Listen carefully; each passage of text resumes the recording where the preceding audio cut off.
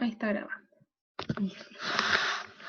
Entonces la pregunta acá, A de acá es, ¿cuál es la velocidad mínima que debe tener la bola de modo que el bloque caiga por el borde? Entonces acá estamos analizando el punto 1 y el punto 2. Porque todavía no nos preguntan nada de la tercera parte. ¿Qué creen que hay que imponer en el punto 1? ¿Con qué materia que ustedes conocen se trabaja?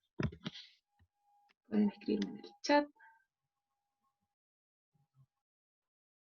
o decirme por audio. ¿Qué es lo que ocurre en este punto de acá? Momento. Conservación de momento. Bien.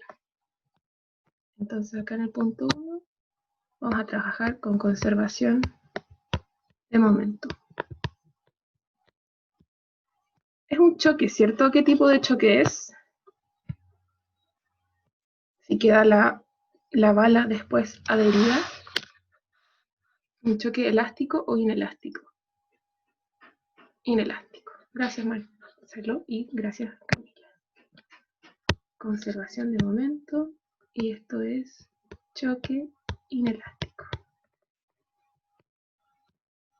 Después, en el punto 2,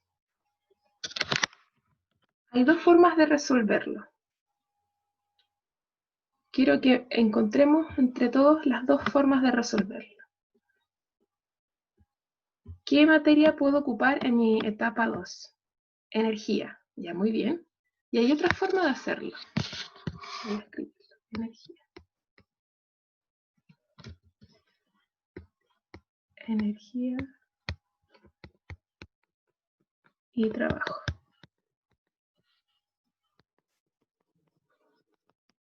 Y muy bien, energía y trabajo, bien Camila y Benja. Y después también se puede trabajar con dinámica.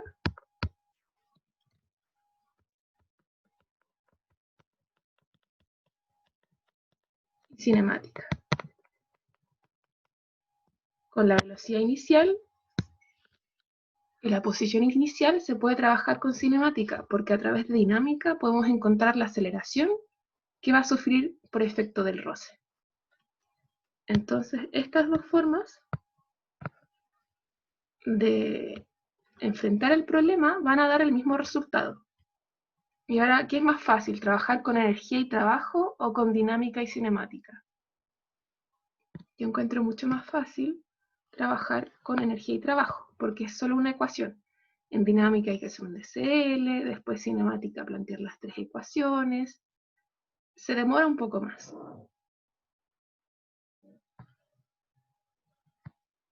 ¿Hasta ahora todo bien? ¿Sí? Perfecto. Ya. En energía y trabajo vamos a necesitar la energía inicial, la energía final y el trabajo de la fuerza no conservativa.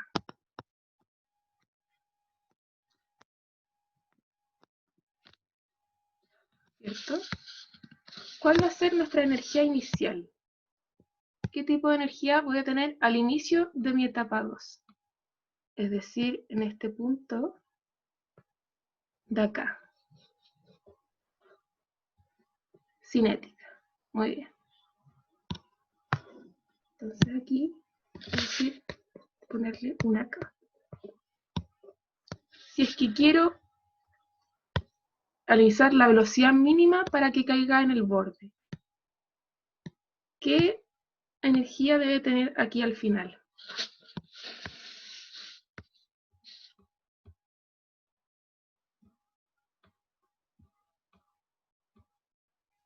Potencial y cinética. Potencial depende de dónde ponga mi eje. Y si yo lo coloco desde arriba, entonces puede que solo tenga cinética.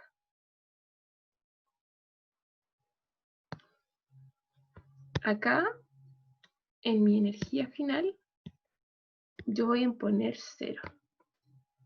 Si es que encuentro una velocidad con la que llega con velocidad 0 justo en el borde, sé que cualquier velocidad mayor va a hacer que se caiga. ¿Sí? Entonces, imponiendo esta velocidad igual 0 en el borde, es como encuentro después la condición mínima de esta velocidad.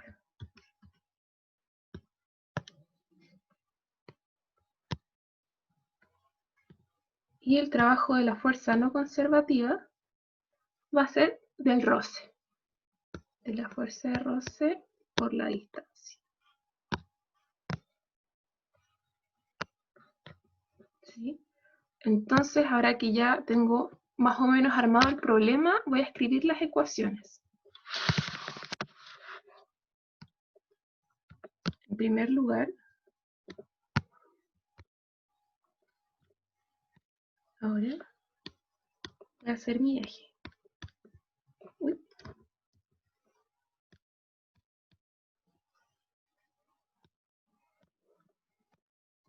Voy a colocar mi eje de referencia aquí.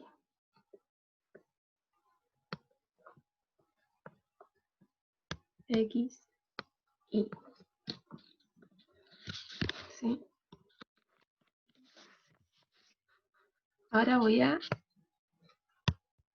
hacer mi conservación de momento.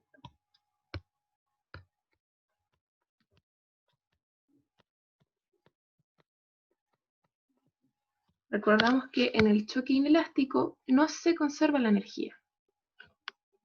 ¿Por cada caso se puede tomar un eje distinto? Sí, se puede. Pero hay que tener ojo de cómo unimos las ecuaciones con ejes distintos.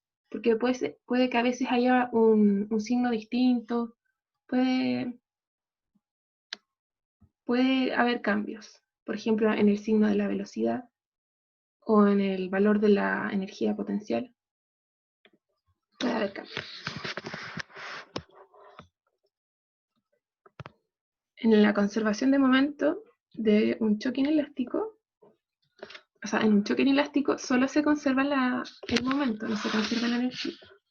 Entonces tenemos U por M1 es igual a V1, que va a ser la velocidad con la que quedan, de M1 más M2. Y esto, a ver, eso me quedó un poco raro.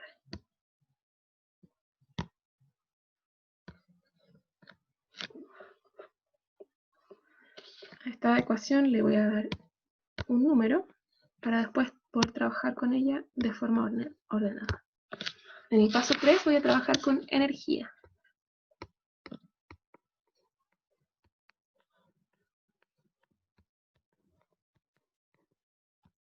Voy a plantear que energía inicial menos energía final va a ser el trabajo de la fuerza de roce.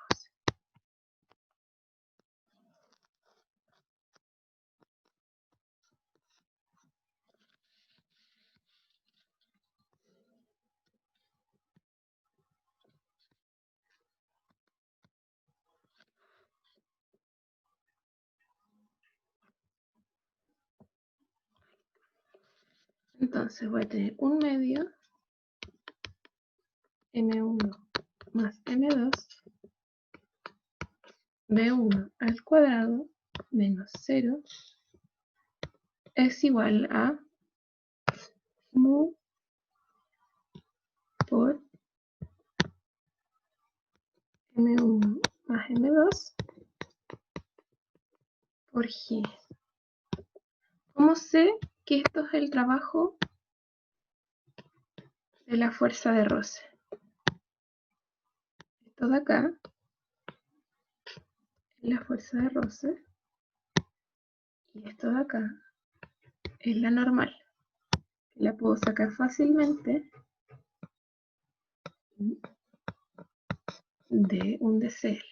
Acá tengo la normal y acá tengo M1 más M2 por G. Y haciendo sumatorio igual a 0, encuentro esta normal y puedo plantear el trabajo de la fuerza de roce.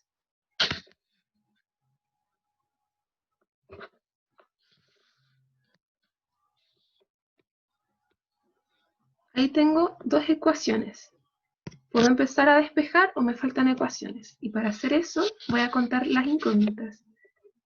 Mi incógnita va a ser U, B1 y aquí B1.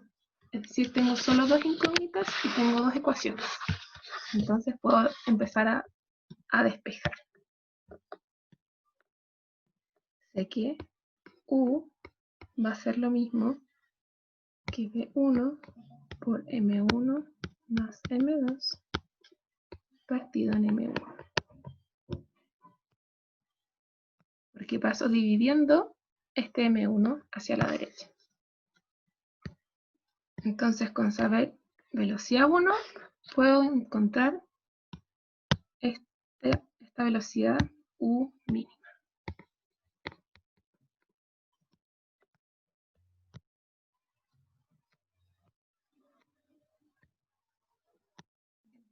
De la ecuación 1. De la ecuación 2, puedo sacar que B1 va a ser la raíz de 2 mu g d. Porque divido por M1 más M2, entonces esto se me cancela. Paso dividiendo por 2 y queda 2 mu gd.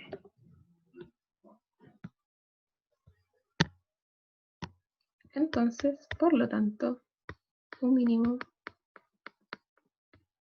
va a ser raíz de 2 mu gd por M1 más M2 partido en M1. Esta es la velocidad con la que llega justo con velocidad 0 a la esquina. Entonces yo sé que con cualquier velocidad mayor, esta caja ya cae. ¿Dudas con la primera parte del problema?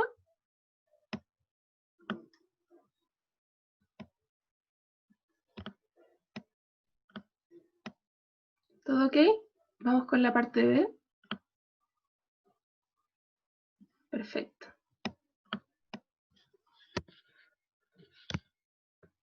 En la parte B nos pide, suponiendo que la velocidad inicial U de bala es suficientemente grande como para que el bloque caiga, calcule xf, la posición a la cual el bloque llega al suelo, medida desde el borde del acantilado. ¿Sí? Entonces ahora esta U va a ser una U distinta, va a ser una U de mayor magnitud, y es dato. Y ahora lo que tenemos que encontrar es este xf. ¿Sí? Entonces, analizando ahora la parte 1, 2 y 3. La parte 1 queda igual, va a haber conservación de momento y va a ser un choque inelástico. La ecuación no cambia. En la parte 2, ahora sí cambia, porque va a llegar con una velocidad a esta parte al final. Entonces mi energía 2, o energía final, no va a ser 0, va a tener una energía cinética. Y después esta parte 3, ¿con qué lo podemos analizar? ¿Qué se les ocurre?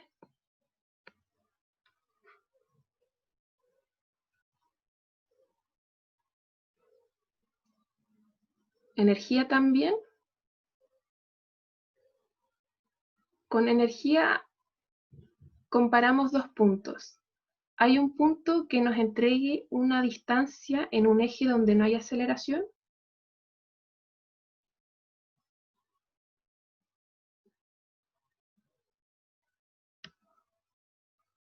Si es que nos piden la velocidad con la que llega, ahí podemos trabajar con energía, porque la energía sí nos entrega el valor de la velocidad.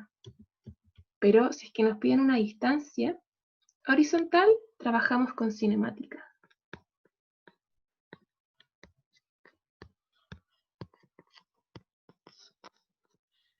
¿Sí? Solo porque nos piden esta distancia xf. Si es que nos piden, por ejemplo, la velocidad, se puede trabajar con energía. Pero cuando piden este tipo de distancias, o por ejemplo un tiempo de caída, también se trabaja con cinemática.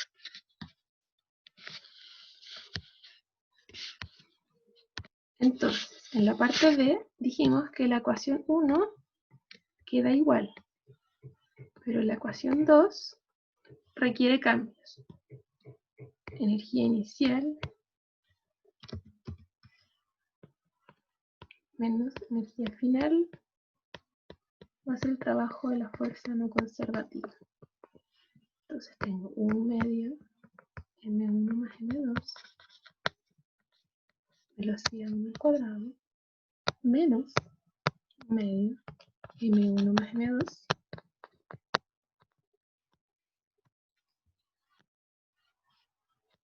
velocidad 2 al cuadrado, es igual a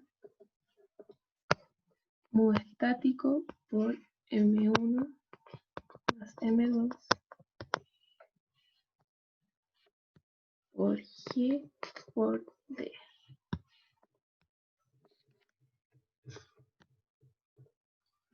Y vamos a tener una tercera y cuarta ecuación que vamos a sacar de cinemática. Primero vamos a plantear la del eje X, porque esa es la que nos va a entregar esa distancia en X. Entonces, X de t va a ser B2 por t, y va a ser igual a X final. Estoy imponiendo que cuando llega a X final, ha transcurrido un tiempo t'. Para encontrar este tiempo t', en las ecuaciones en I, voy a tener todas estas. I de t, I de t, de I al cuadrado menos.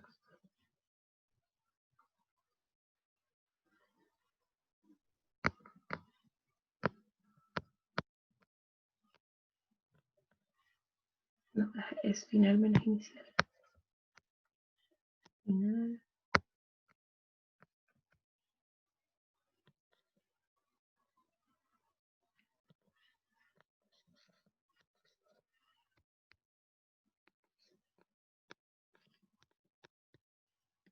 Y acá voy a tener 0 más 0 menos 1 medio g t' al cuadrado.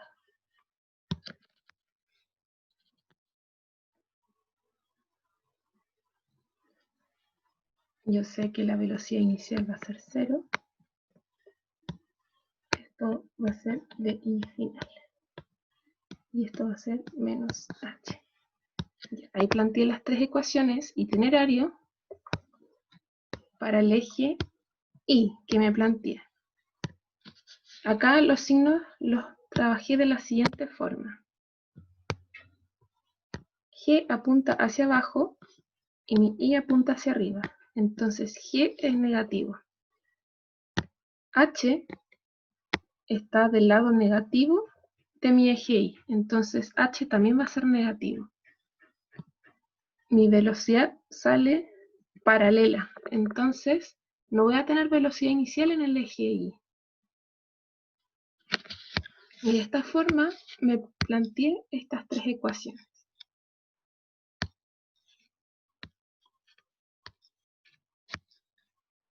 Y ahora mi pregunta es, ¿cuál de estas nos sirve para sacar el tiempo t' que vamos a necesitar aquí más fácilmente? Porque si encontramos t' y de acá sacamos b2, ya tenemos xf. Y este t' lo sacamos de la ecuación de acá o de acá. ¿Qué creen?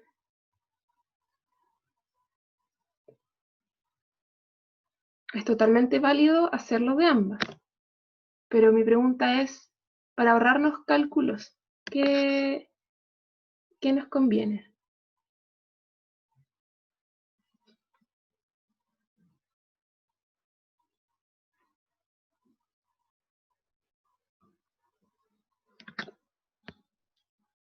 Podemos dejarlo para después y después vemos cuál es la ecuación de estas tres que nos conviene para encontrar el tiempo t'.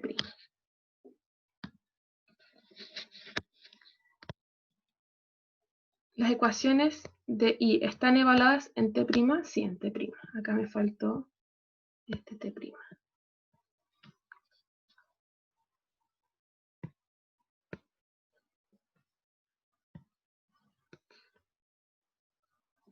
Esto es menos H menos C. De nada.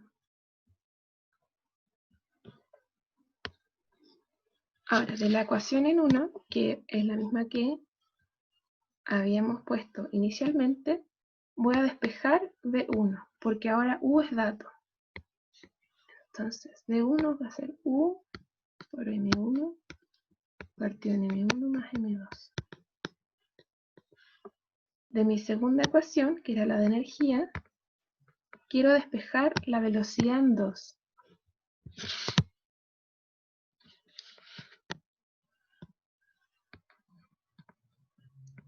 Velocidad en 2. ¿Por qué sé que quiero despejar velocidad en 2? Porque para encontrar XF sé que la voy a necesitar.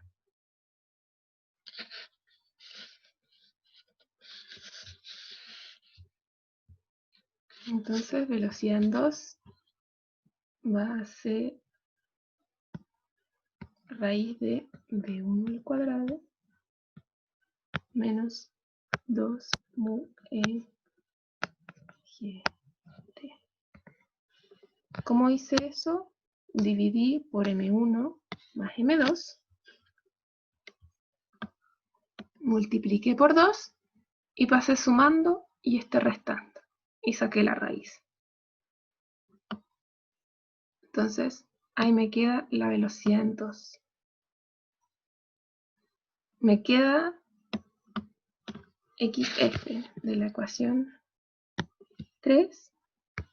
Puedo despejar XF, que es velocidad 2 por t.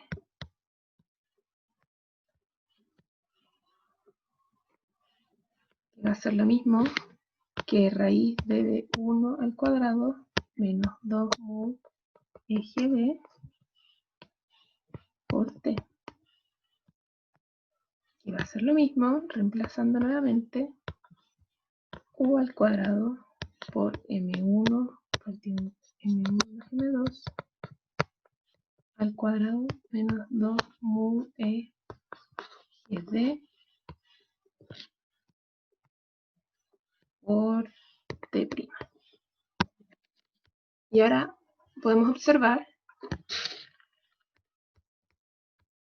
que todos estos datos, U era dato, M1, M2, mu e, la gravedad, la distancia d, y nos falta encontrar el tiempo t'.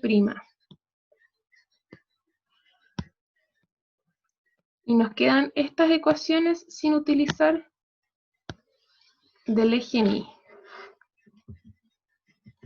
¿Con cuál nos vamos? Esta va a ser la 4.1, 4.2 y 4.3. 4.2. Aquí tendríamos otra incógnita. Entonces tendríamos, si usamos la 4.2, hay que usar también la 4.3. ¿Sí? Porque de acá yo usaría la velocidad final y la reemplazo aquí. En cambio, si trabajo directamente con la 4.1, no tengo incógnitas porque h es dato. Entonces, aquí puedo despejar directamente el t'. Pero sin embargo, es totalmente válido hacerlo de esta forma. Por ejemplo, yo prefiero usar la segunda y la tercera ecuación itinerario cuando acá se me complica el resultado porque me queda una cuadrática. Entonces, una forma de ordenarse es usar la segunda y la tercera.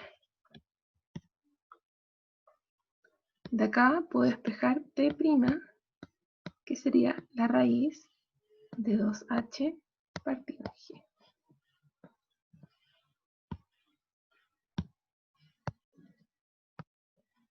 Lo reemplazo acá directo, raíz de 2h partido g. Y ese sería mi x final. ¿Qué pasa si en un control o en un examen se encuentran con un corcho de unidades tan raras? Lo que pueden hacer para comprobar que hicieron bien los pasos anteriores es comprobar unidades. Porque a veces, entre todo este marollo de ecuaciones y qué sé yo, se les pasa un cuadrado o se les olvida pasar dividiendo en otra parte. Y cuando hacen esos errores más o menos matemáticos, se reflejan acá en las unidades del resultado. Por ejemplo, si se me hubiese olvidado sacar la raíz en el tiempo, tendría las unidades malas. O si es que hubiese dividido mal por M1 y M2 y me hubiese quedado acá todavía un M1 y más M2, también me quedarían mal las unidades. Entonces, esa es una forma de comprobarlo. Y eso es lo que voy a hacer. Unidades de XF.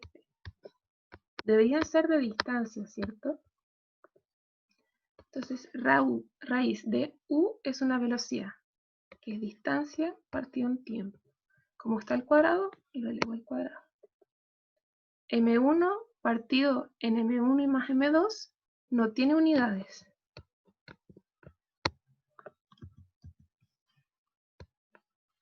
Entonces lo multiplico por 1. Menos 2 no tiene unidades, mu tampoco tiene unidades, g sí las tiene, que es distancia partido en tiempo al cuadrado. Y d también tiene unidades de distancia. Por el otro lado, tenemos una distancia, que es h, partido en una aceleración, que es distancia partido en tiempo al cuadrado.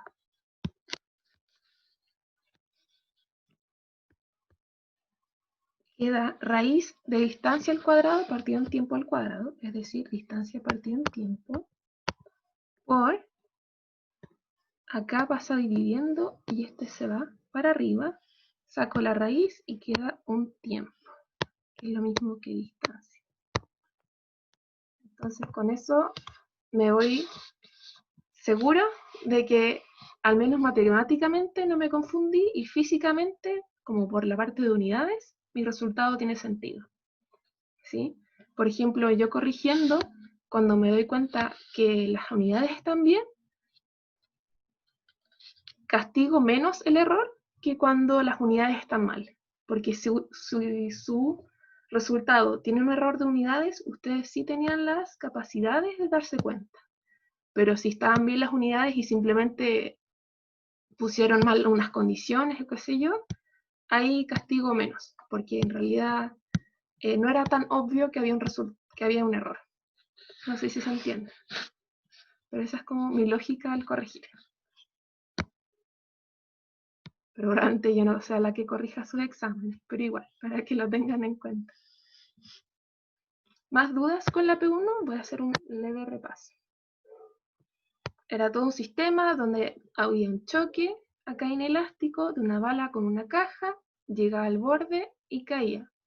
Y al comienzo nos preguntaban la velocidad mínima de la bala para que la caja cayera. Y nos poníamos en el caso extremo,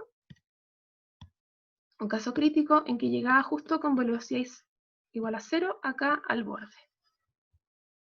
E imponiendo eso, y analizando la primera y la segunda etapa, despejábamos. La primera etapa era con momento y la segunda etapa era con energía y trabajo.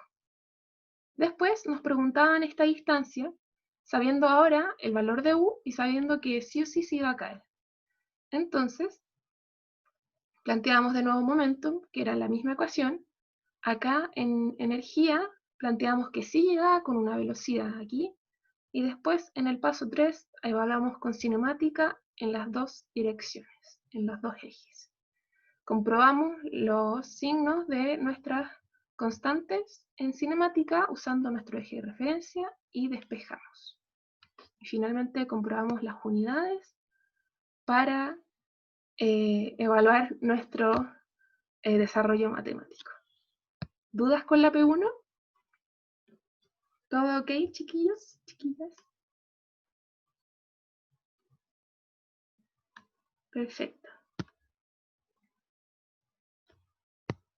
La P2 dice, en presencia de gravedad terrestre G, una bolita de masa M es sostenida mediante un resorte de constante elástica K. Acá puse constante.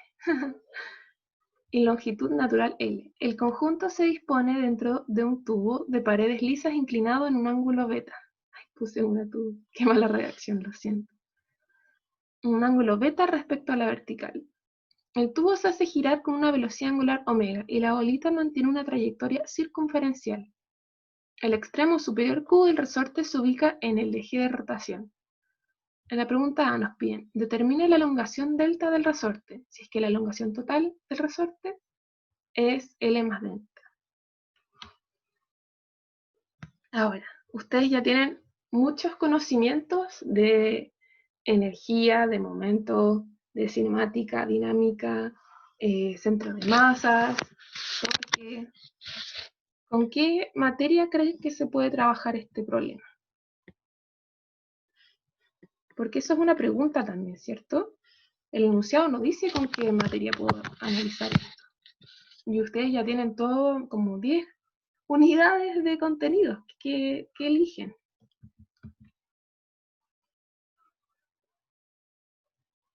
¿Con qué creen que se puede trabajar?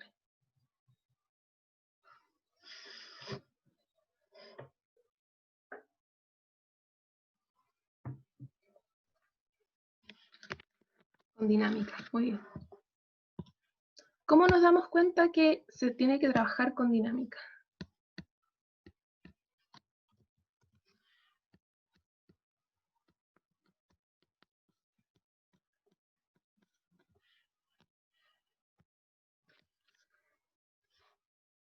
En primer lugar, si es que esto está girando, va a tener una aceleración centrípeta hacia el centro. Entonces, como nos hablan de aceleración centrípeta, este es un hint para dinámica. También nos hablan de una situación de equilibrio, pero que no es un sólido rígido, sino que es una partícula. Entonces yo sé que es solo con dinámica, no con torque.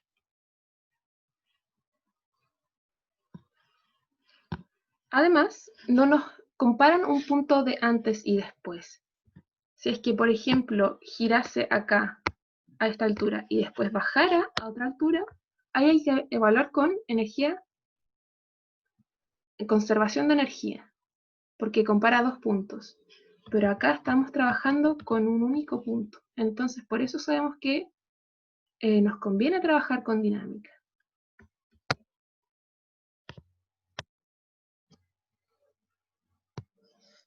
¿Sí?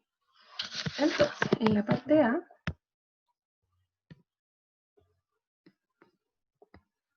nos piden esta elongación de, y esto es L. Vamos a hacer un DCL de M. Y cuando algo está girando en 3 dimensiones, muchas veces se complican y piensan en mirarlo desde arriba o desde abajo. Mi recomendación siempre es sacarle una foto a un instante y trabajarlo desde ahí. Es decir, como está en el dibujo, ahí le estamos sacando una foto al instante en que la masa M está en esa posición.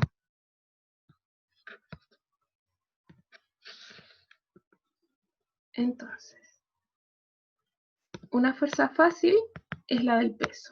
Esa siempre es muy intuitiva. Además, tenemos la fuerza elástica. Y acá les tengo otra pregunta clave para resolver el problema. ¿Hacia dónde coloco mi normal?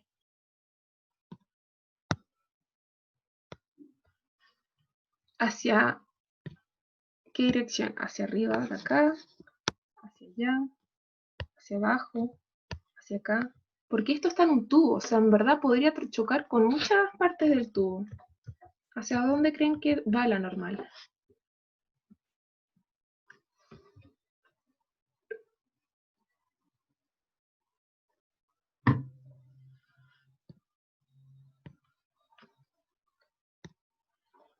Puede ir hacia acá, por ejemplo, porque acá está la superficie del tubo, o puede ir hacia acá.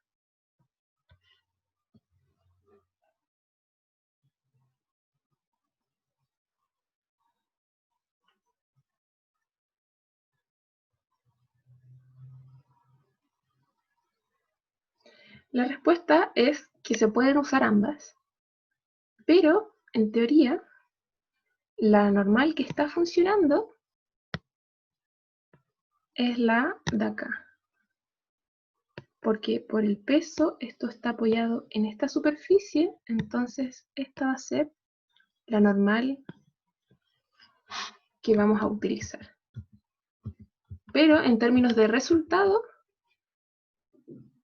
da lo mismo, porque es como ponerle un menos. Entonces da el mismo resultado, simplemente que si es que lo pongo hacia el otro lado, mi normal va a resultar de signo negativo. Y esa va a ser la diferencia. ¿Todo bien con eso? Es complejo y cuando estas las preguntas con tubos y cosas así las preguntan en controles o exámenes, siempre sale esa pregunta. ¿Hacia dónde pongo la normal? Porque conceptualmente hay dos superficies acá de contacto. ¿Sí? Pero la respuesta es hacia arriba, la normal hacia arriba. Normal. Va a haber una aceleración centrípeta, pero esa no se coloca en el deseo, esa se coloca en las ecuaciones como una aceleración resultante. Ahora, ¿cuál va a ser mi ángulo? Yo sé que aquí tengo un ángulo beta, y si lo copio y lo pego en este asterisco, digamos, que tenemos, lo puedo colocar ahí. ¿Alcanzan a ver ese gris o ocupo otro color? ¿Lo puedo hacer más grueso? Ya. Ahí está, beta. ¿Sí? Yo copio ese ángulo y lo pego acá en mi asterisco. Y con esto puedo hacer fácilmente beta no beta, beta no beta y beta. ¿Sí? Ahora, me falta un eje. ¿Hacia qué lado me conviene colocar mi eje? ¿Qué creen ustedes? ¿Hacia la normal? Es decir, así. Esta es la opción A. Y esta es la opción B. Dicen que hacia la normal. ¿Dirían que A? Yo diría que B. ¿Por qué? Porque en este sentido voy a tener esta aceleración y en el sentido vertical no voy a tener nada. Entonces, si es que hago mi eje acá inclinado, se puede trabajar y es válido, pero voy a tener que descomponer esta aceleración en esos dos ejes. Y eso incomoda mucho. No sé si a ustedes les incomodaría, pero a mí me daría mucha lata tener que descomponer una aceleración. Entonces el eje ustedes lo definen en cuanto a hacia dónde van a tener las aceleraciones. Y así se ahorran el peso. La aceleración prima, entonces, sí. La aceleración es la que manda, pero repito, es válido hacer el eje como ustedes quieran, pero conviene orientarlo hacia dónde van las aceleraciones.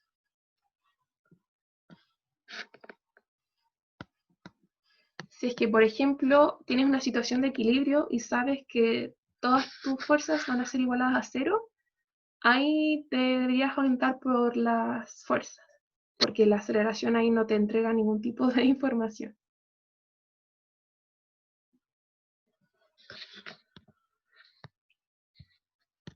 Y ahora, de cada DCL, vamos a sacar una ecuación. Entonces, sumatoria de fuerzas en X, voy a tener N en la parte adyacente, es decir, N coseno, menos fuerza elástica por la parte opuesta, es decir, seno.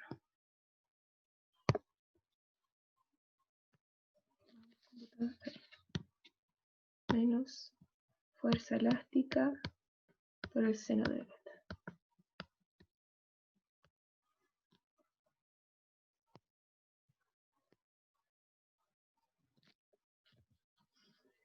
Y esto va a ser igual a menos m omega al cuadrado r. ¿Sí? ¿Por qué menos?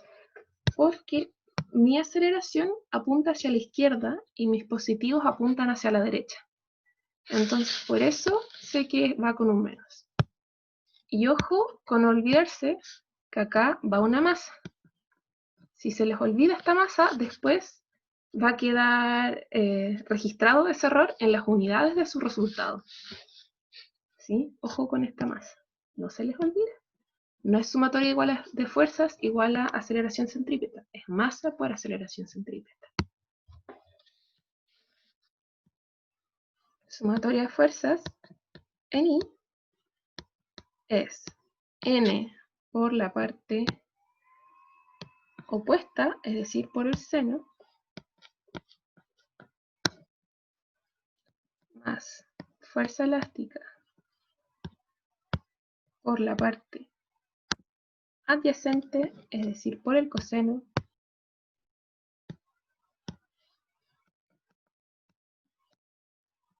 menos mg igual a 0. Ahora le voy a poner número a mis ecuaciones para no perderme.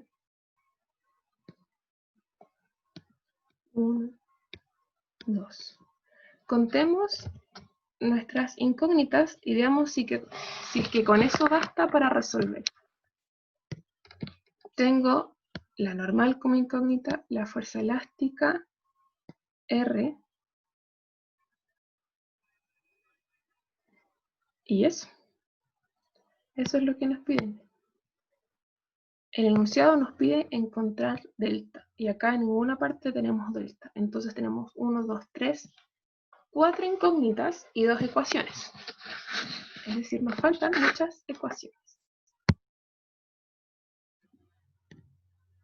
Puedo armar otra ecuación definiendo la fuerza elástica.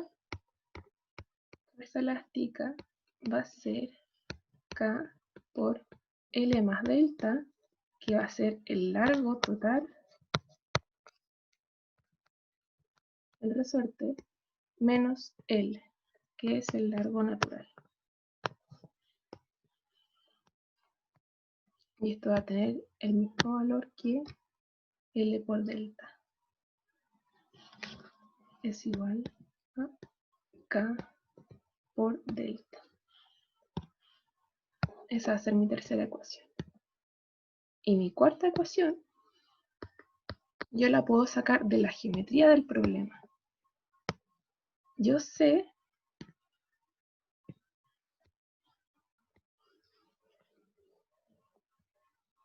que aquí tengo L más delta y aquí voy a tener R y acá voy a tener delta y se me hace un triángulo rectángulo.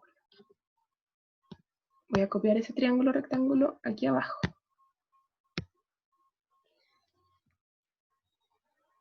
L más delta, radio de giro y beta.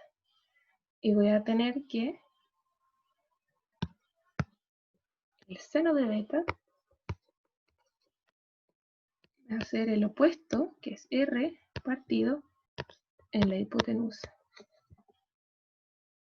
Y esa va a ser mi cuarta ecuación.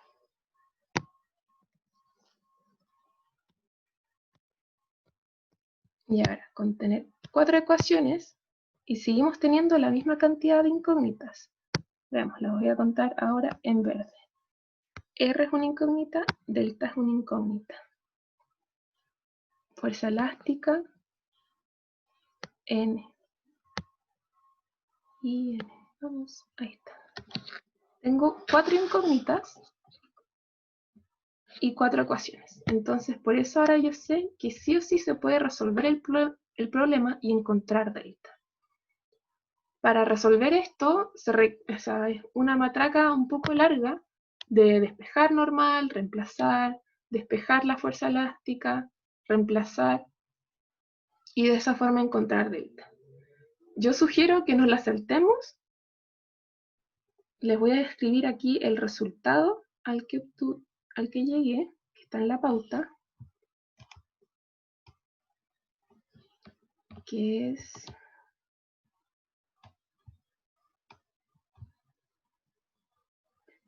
estoy buscando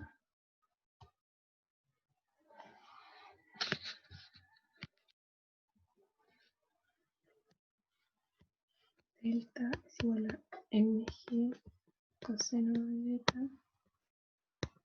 m L al cuadrado seno cuadrado de beta partido en K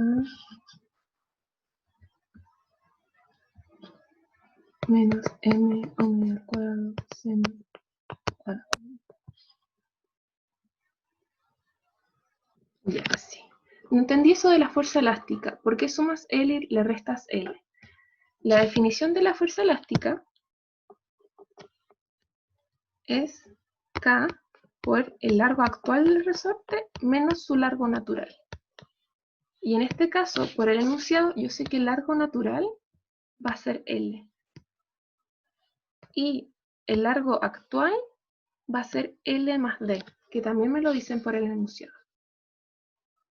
Entonces, por eso yo sé que es K delta.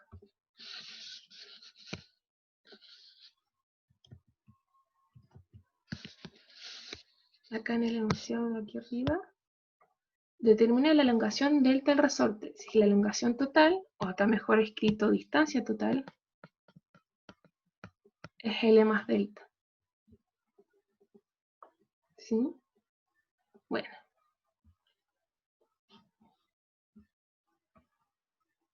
Entonces, si es que ustedes, con sus maravillosas habilidades matemáticas, juegan con estas 4 ecuaciones, van a llegar a este resultado de D. Y la parte B nos preguntan, ¿es posible que D sea igual a 0?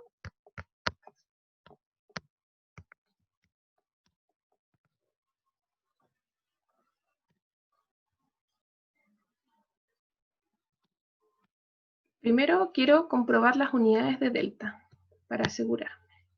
Unidades de delta va a ser mg, va a ser unidades de masa,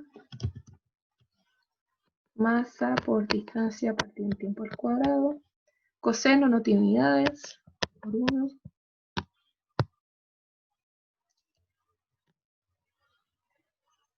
más masa por distancia, omega tiene unidades de 1 partido en segundo al cuadrado, porque los radianes en realidad no son como una unidad, como que siempre en análisis dimensional se ignoran los radianes. 1 partido en tiempo al cuadrado por tiempo, o sea, por 1.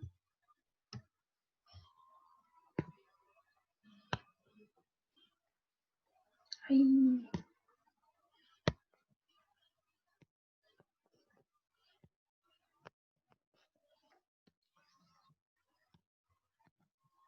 ¿Cuál es la unidad de K? Si K por L es una fuerza, K tiene unidades de fuerza partido en L, es decir, masa por distancia partido en tiempo al cuadrado, partido en distancia, menos M por 1 partido en T al cuadrado por 1. Puedo al tiro despejar las masas. Acá este se va con este. Y queda que delta va a tener unidades de distancia partido en tiempo al cuadrado, partido en 1 partido en tiempo al cuadrado. Es decir, tiene unidades de distancia. Muy bien. Es un ejercicio relativamente rápido y no necesitan tantos conocimientos físicos para comprobarlo, pero es un buen tip el hacer el análisis dimensional. De hecho, después, creo que en mecánica, a mí me lo exigían, hacer el análisis dimensional. Y era una lata porque ahí me quedan corchos con integrales adentro, era terrible. Ahora, volvamos a la pregunta B. ¿Puede ser delta igual a 0? Hagamos el análisis para acá. Delta es igual a 0 si solo si mg coseno de beta más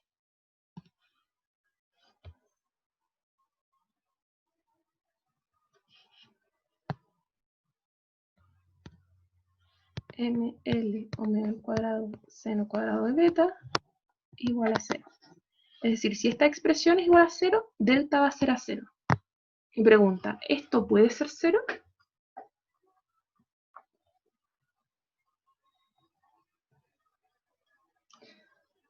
Por ejemplo, si es que coseno de beta es 0, seno de beta es mayor a 0. Entonces no puede ser. Y si seno de beta es 0, coseno de beta también es 0. O sea, también es mayor a 0. Entonces no es tan fácil como llegar y asumir que beta sea 0.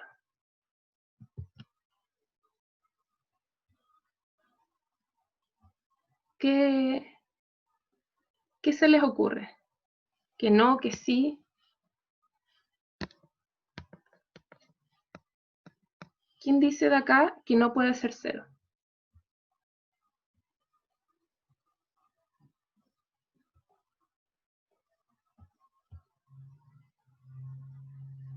Vamos, chiquillos. ¿Qué creen ustedes? No sé. Depende de la masa. Veamos, si es que dividimos por la masa, no depende de la masa.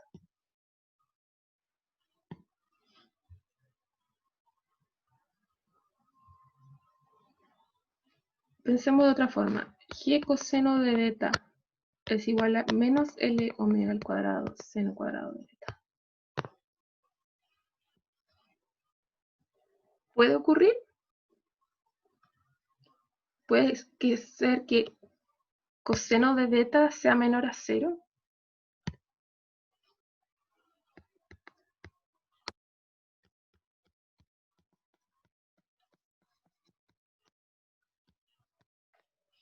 ¿No?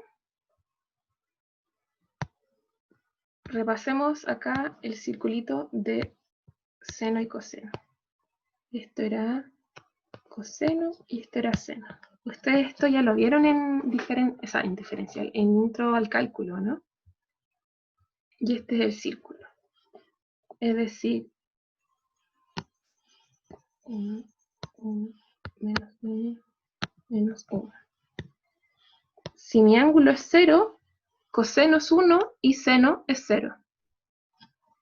Si mi ángulo es, por ejemplo, pi medios, pi cuartos, acá esto va a ser raíz de 2 medios, y acá esto también va a ser raíz de 2 medios. Si es que mi ángulo es pi medios, mi seno va a ser 1, pero mi coseno va a ser 0. Y ahora, si es que sigo aumentando mi ángulo, mi seno va a ser positivo, pero mi coseno acá va a estar en su lado negativo. Acá va a estar en el lado positivo del eje y acá va a estar en el lado negativo del eje. Entonces, si es que beta es mayor a 90 grados, puede que delta sea igual a 0. ¿Se entendió este análisis? ¿Y eso puede pasar en el problema? Sí, pero cambiaría mucho el dibujo. En vez de estar ahí mirando hacia abajo, si es que beta aumenta y es mayor a 90, quedaría girando así. Y ahí es mucho más intuitivo decir, sí, pues puede que en cierto ángulo la elongación del resorte sea nula.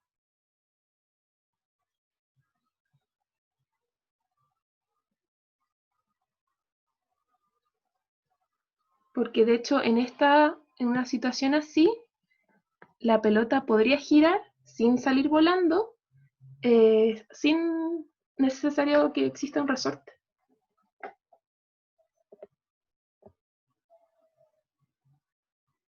Y ese es el análisis que pedían acá en esta pregunta. Entonces, si te quedas con beta entre 0 y 90 grados, la respuesta es no. Pero si permites que beta aumente más allá de 90 grados, ahí cambian todos los signos del problema y puede que delta sí sea 0. ¿Tienen dudas con este análisis o con la parte de dinámica? Acá lo que primero hicimos es darnos cuenta que había que trabajar con dinámica, porque no comparaban dos puntos, había que utilizar una aceleración y que era de una sola partícula, entonces no había que involucrar torque. Después hicimos el DCL, nos definimos el eje en dirección a nuestra aceleración, encontramos el ángulo en nuestro asterisco y planteamos las primeras dos ecuaciones que son las directas del DCL. Después, como nos dimos cuenta que faltaban ecuaciones, planteamos la fuerza elástica y planteamos la cuarta ecuación que era acá de nuestra relación geométrica. Y después, si ustedes hacen magia con sus ecuaciones, y el desarrollo está en la pauta, así que lo dejo ahí para que lo revisen, llegan a este resultado. Su primer instinto es, no sé qué cresta unidades tiene esto, así que lo comprueban y dicen, bien, esto tiene unidades de distancia, todo ok, sigamos. Y empiezan a hacer el análisis que piden en la parte B de qué pasa, qué tiene que ocurrir para que delta sea igual a 0.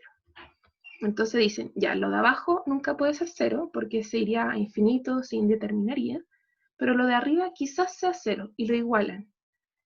Y llegan a que coseno de beta es igual a algo negativo.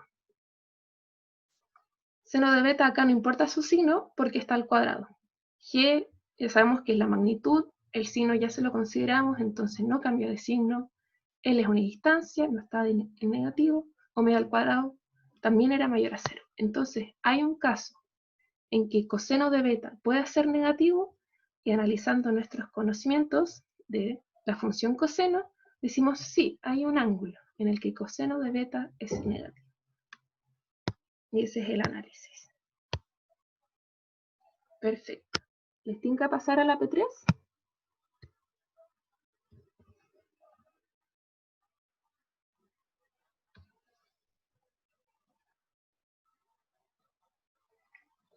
Ya, muy bien. La P3 dice, el centro de masas de un semicírculo es 4R partido en 3pi desde el corte. Es decir, desde el corte acá que le hicieron, la distancia es 4R partido en 3pi. Un medio círculo descansa en una esquina cuyo suelo tiene roce estático mu e. Entonces acá sabemos que esto tiene mu estático, generando un ángulo θ con la vertical. Encuentra el ángulo θ si la masa m es desconocida. Acá me faltó agregar en el enunciado que es un θ máximo, ¿sí? Porque podría decir simplemente θ es igual a 90 grados y estamos listos, ¿o no? Entonces θ máximo.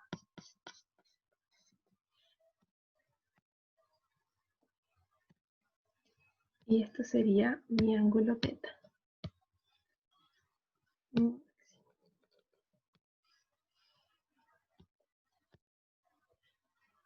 Analizando este enunciado y este problema, ¿con qué creen que se puede trabajar? Aunque ya les dije al comienzo, pero igual comentémoslo. Torque, sí, muy bien. ¿Por qué sabemos que se puede trabajar con torque? Primero, porque imponen la condición de equilibrio. Equilibrio. En ramos futuros ustedes van a ver cómo es cuando las cosas giran de verdad. Y ahí van a tener que involucrar a la inercia, una aceleración angular, todo. Pero por ahora el torque siempre implica equilibrio. Entonces, Cuando nos dicen equilibrio, pensamos, quizás puede ser torque. Además, tenemos un sólido rígido. Esto no es una partícula así diminuta única. Esto tiene forma de un medio círculo, lo cual nos indica que sí hay que trabajar con torque. Ahora, el procedimiento para hacer torque se trabaja con 3 ecuaciones. 2 que salen como de dinámica, que es imponer sumatoria de fuerzas igual a 0, y una que es sumatoria de torque igual a 0. Entonces vamos a tener 1, 2 y 3 ecuaciones. Una de sumatoria de fuerza X igual a 0, sumatoria de fuerza Y igual a 0, y sumatoria de torque igual a 0.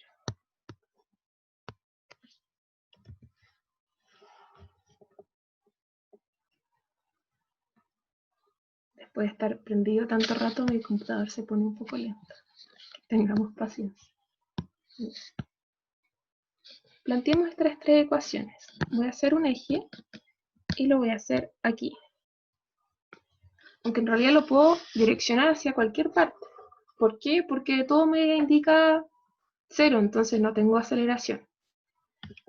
Pero lo voy a colocar aquí y voy a definir un punto A, porque acá yo voy a tener la normal y una fuerza de roce, y esas dos van a ser incógnitas. Entonces, para sacarlas de mi ecuación de torque, pongo el punto ahí justo para que no tengan brazos. Entonces, después solo voy a tener que trabajar con las fuerzas que no están en contacto con mi punto A. Ahí van a entender mejor a qué me refiero. Sumatoria de fuerzas en X. Uy, estoy escribiendo con verde.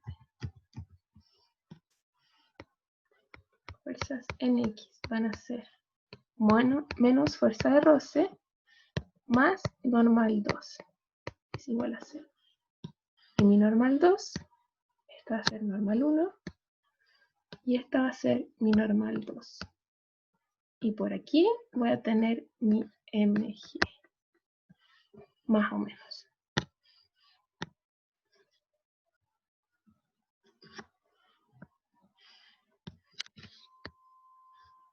Sumatoria de fuerzas en I va a ser entonces más normal 1 menos MG. Es igual a 0. Y ahora calculemos el torque. Voy a hacer de nuevo. Hizo cualquier cosa el programa. A ver si me logra hacer un medio círculo. No, pero ahí me quedó bastante bonito. Acá voy a tener normal 1, fuerza de roce. Normal 2, MG.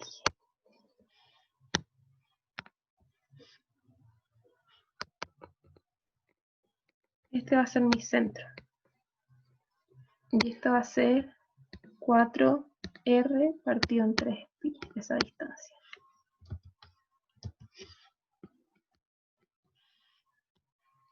Entonces, para no enredarme con la sumatoria de torque, voy a calcular primero el torque de cada fuerza y después los voy a sumar.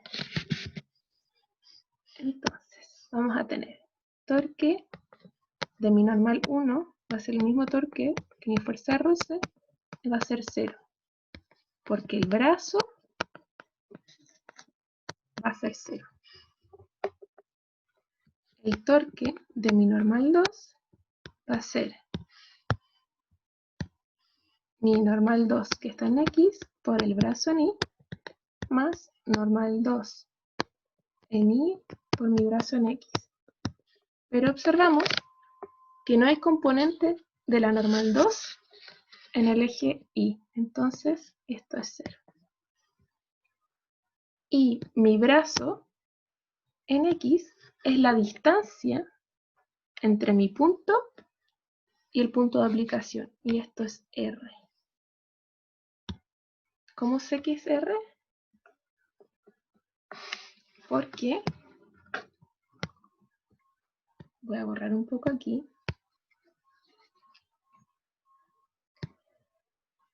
Acá esto sube perpendicularmente. Y cualquier perpendicular de un círculo llega directo al centro, ¿cierto?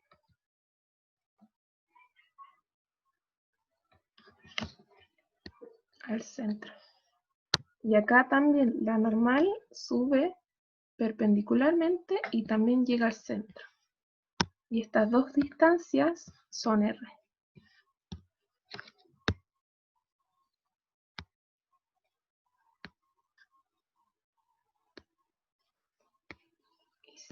Por eso sé que mi brazo en I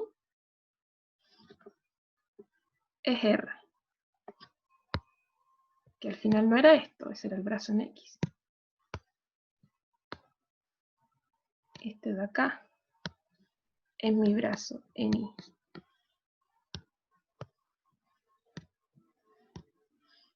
Es igual a N2 por R. El torque de la fuerza-peso va a ser la componente de fuerza-peso en X por mi brazo en Y más mi fuerza en Y por mi brazo en X. Como sé que mi peso solo está en mi eje Y, yo sé que esto es 0. Y ahora solo me queda encontrar mi brazo en X. Y mi brazo en X sería acá esta distancia de aquí. ¿Por qué era cruzado los productos puntos? El torque, voy a hacerlo aquí. Acá lo voy a explicar. El torque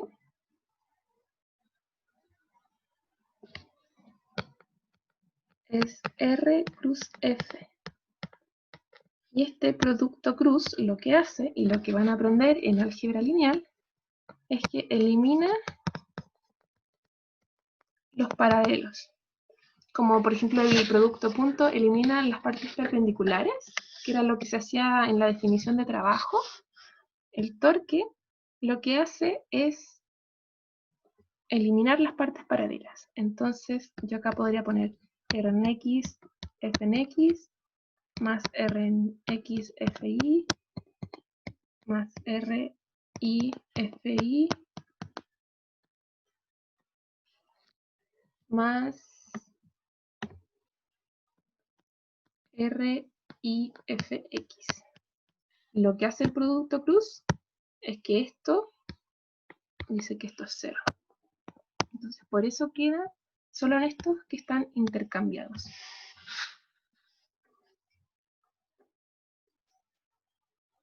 De nada. Ahora, solo nos queda encontrar el brazo en X. Voy a hacer acá un aumentado. Sabíamos que esta distancia era 4pi.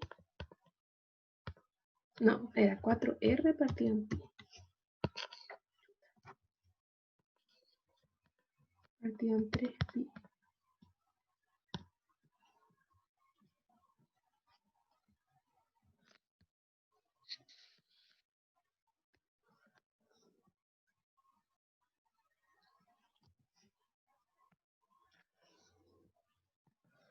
Y que acá estaba nuestro punto A, que subía una perpendicular perfecta hacia arriba.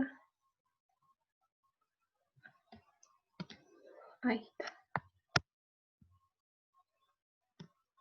También acá podemos hacernos un asterisco. Sabíamos que este ángulo es beta, no, teta. Entonces teta no teta, teta no teta, teta no teta, teta. Entonces yo sé que mi brazo en X va a ser 4r partido en 3pi por coseno de teta, porque sería acá esta parte adyacente.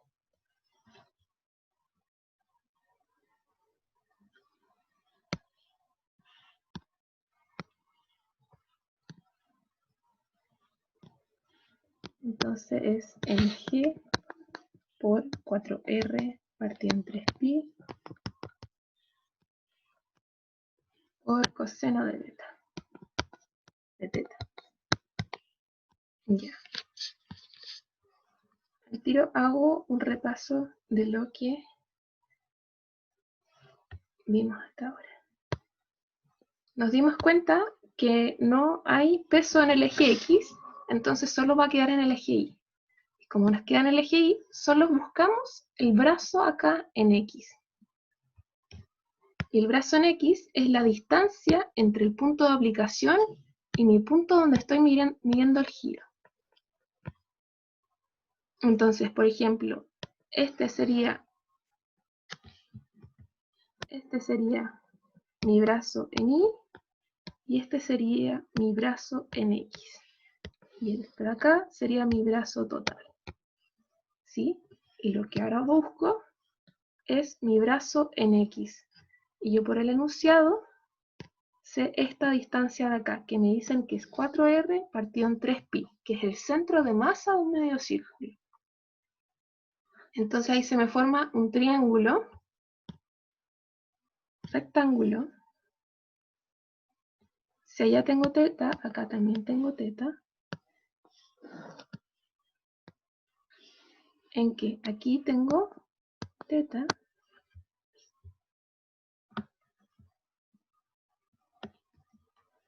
Aquí tengo 4r partido en 3pi. Y este va a ser mi brazo en X. Por eso sé que mi brazo en X es 4r 3pi partido por coseno de teta.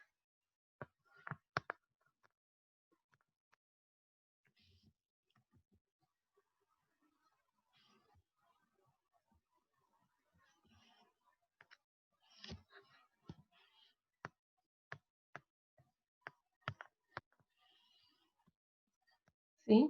¿Mejor o de nuevo? ¿Lo hago de nuevo?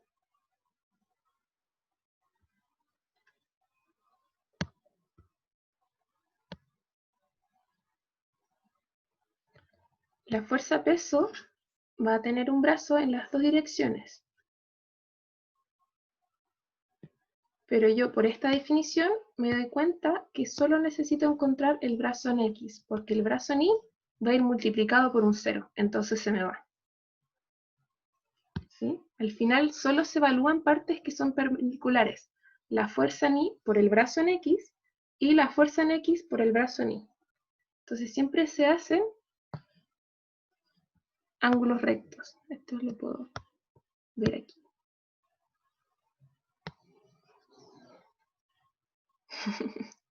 Ya bueno, no. Ahí está. Si ese es mi punto, y acá está mi fuerza. Y si mi fuerza fuera, por ejemplo, hacia acá, fuerza,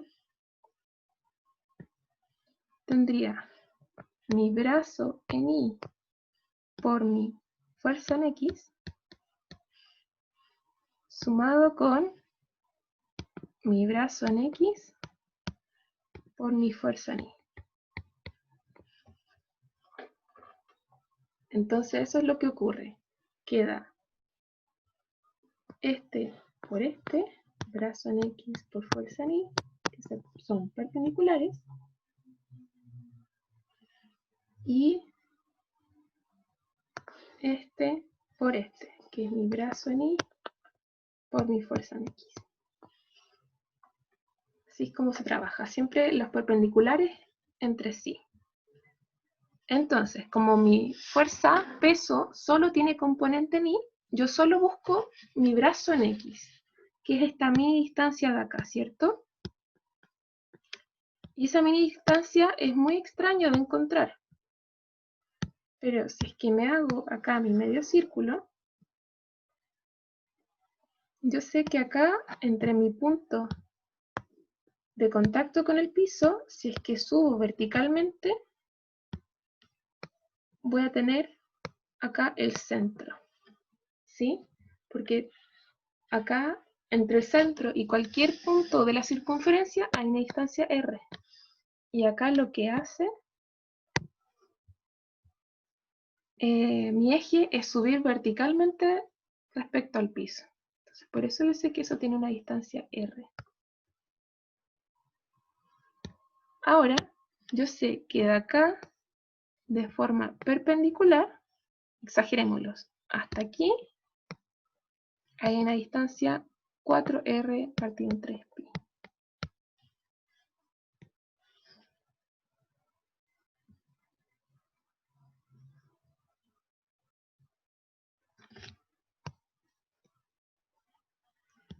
Entonces aquí voy a tener un triángulo. Y si acá, por ejemplo, hago uno de esos asteriscos, yo sé que en el de acá estaba teta, porque este era el teta de mi inclinación. Entonces, teta no teta, teta no teta, teta no teta, teta no teta. Y este es mi brazo en X que estoy buscando, que es la distancia entre mi punto donde estoy midiendo el giro y el punto de aplicación de la fuerza. La fuerza se aplica en el centro de masa del sólido rígido. Y este es el centro de masa. Y ese es mi punto A. Y este sería mi brazo N. ¿Sí? Y el brazo en X, entonces, por eso lo encuentro diciendo 4R partido en 3pi por coseno de teta. ¿Se entiende ahora? ¿O de nuevo? Tengo tiempo, así que lo puedo hacer de nuevo si lo quieren de nuevo.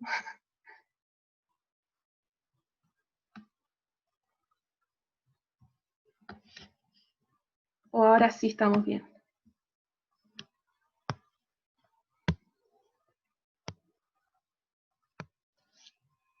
A ver, ¿dónde quedé?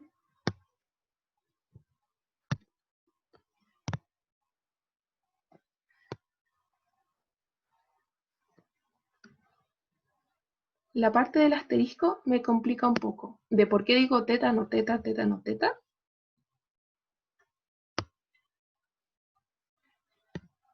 Es bastante rápida la demostración, así que te lo voy a explicar aquí. Yo sé por el enunciado que este era mi ángulo teta, ¿sí? Y entre este eje y este hay 90 grados, porque es un eje perpendicular. Entonces este va a ser 90 menos teta. Sin embargo, este eje y este también son perpendiculares. Entonces este ángulo va a ser 90 menos teta, que va a ser lo mismo que teta. Y así te das toda la vuelta. Uno va a ser teta, este no va a ser teta. Este sí va a ser teta, no va a ser teta y sí va a ser teta.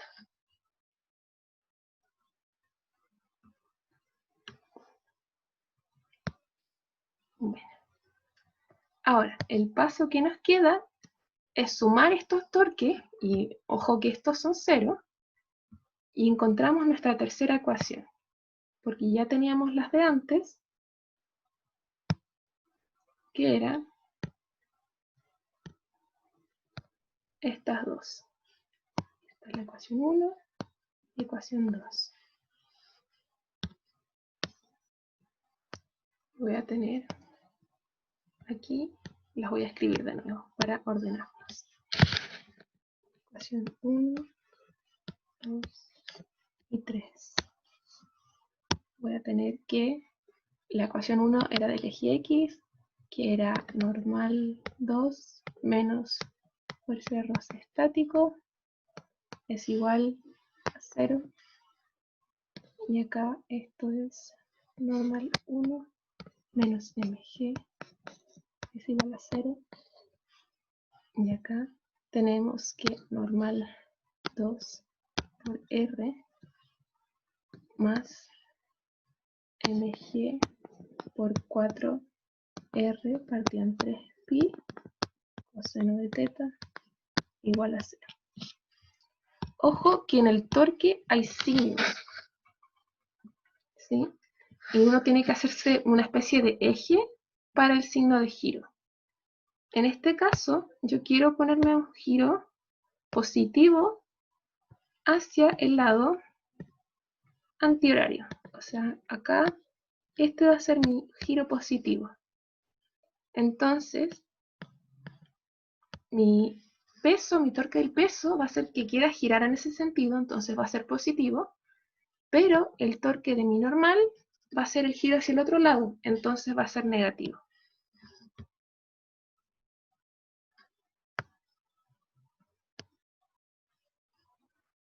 Entonces aquí le pongo un negativo. ¿Sí? Solo por el eje de giro. Yo me lo puedo definir hacia el otro lado y ahí quedarían con signos cambiados. ¿Sí? Es bastante intuitivo saber hacia qué dirección gira cada fuerza. Es simplemente pensar qué pasa si aumenta mucho, hacia dónde va a girar mi sólido rígido. Contemos nuestras incógnitas. Incógnita 1, 2, 3, 4. Tengo 4 ecuaciones, o sea, tengo 4 incógnitas y 3 ecuaciones. Entonces me falta una ecuación. ¿Cuál es la ecuación que me falta? La de la fuerza de roce. La fuerza de roce es igual a mu por n. Y ahí ya tengo mis 4 ecuaciones y 4 incógnitas. Y puedo despejar coseno de teta. Quedaba 3/4 de pi por mu estático.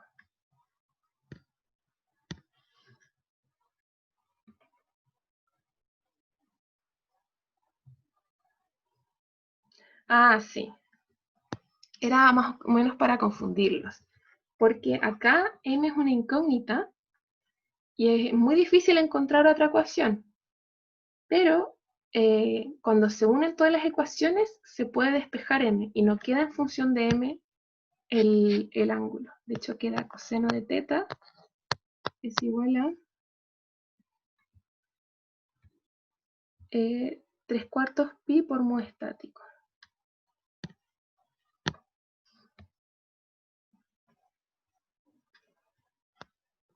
Vamos, computadora. 3/4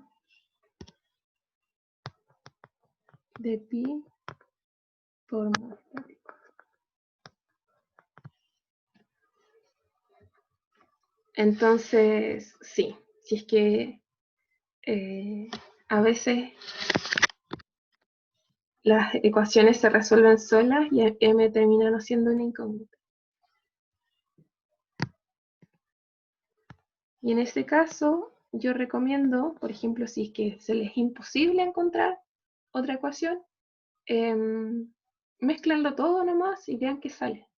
Porque al final, el paso de pasar de toda esta manga de ecuaciones al resultado da entre 5 décimas y un punto. Y no hay mucha diferencia en ámbito universitario entre un 6 y un 7. Porque con un 6 se eximen y con un 7 también. Y las notas en plan común no les cuentan como en su nota final de carrera universitaria. Entonces, ustedes exímanse nomás y pueden eximirse sin hacer todo este trabajo. Lo importante es llegar bien y que sepan cómo llegar a estas ecuaciones. Por eso yo hago tanto énfasis en contar las unidades, porque si llegan a estas primeras dos y empiezan a jugar con esas antes de meterse al torque, no van a tener tanto puntaje. ¿Sí? La idea es como llegar a todas las ecuaciones físicas y después ya ir rellenar con matemáticas y comprobar las unidades. Pero la parte física no es sumar ecuaciones y despejar una variable. La parte física es hacer el DCL, la fuerza, el torque, todo eso. ¿Sí? Por eso yo me salto esa parte, porque al final lo que pasa es que se aburren en las auxiliares y que no es tan importante. O sea, no es tan importante. Sí es importante, pero no es la parte en que se equivocan al final. ¿Sí? La parte en que se equivocan es en todo este enredo que nos quedó acá. Esa es la parte difícil. Sí. No sé si tienen dudas. Creo que voy a dejar de grabar porque ya está lista la auxiliar. Ah, dejé de compartir. Pero ahora voy a dejar de grabar. No sé cómo dejar de grabar. Ahí está.